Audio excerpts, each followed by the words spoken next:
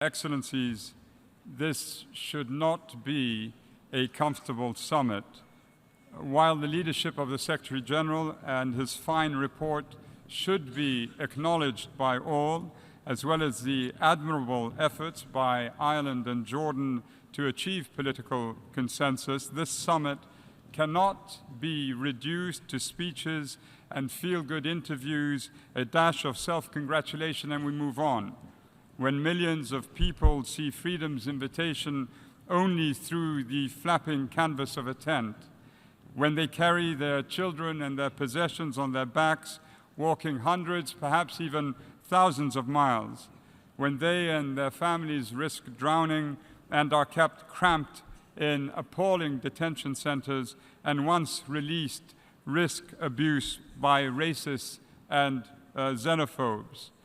There is no cause for comfort here.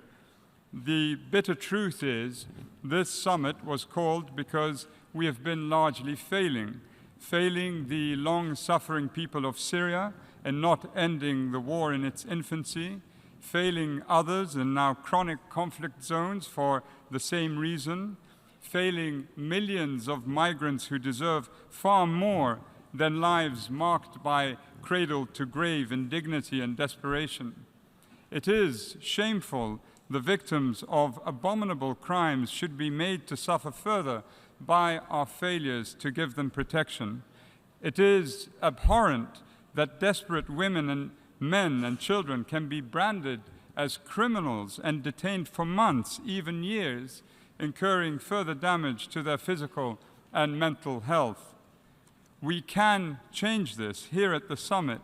Together, respect, safety, and dignity for all, but not when the defenders of what is good and right are being outflanked in too many countries by race-baiting bigots who seek to gain or retain power by wielding prejudice and deceit at the expense of those most vulnerable and ultimately even those who support them initially. An epidemic of amnesia is at the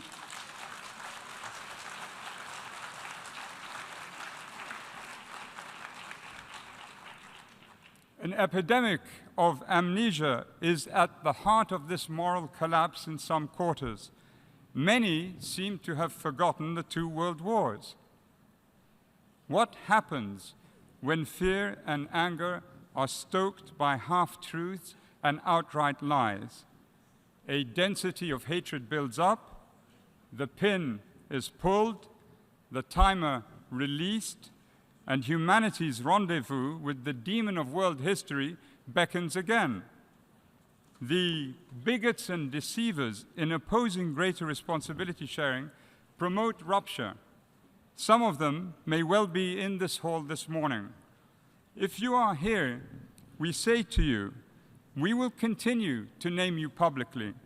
You may soon walk away from this hall, but not from the broader judgment of we the people, all the world's people, not from us. I thank you, Mr. President.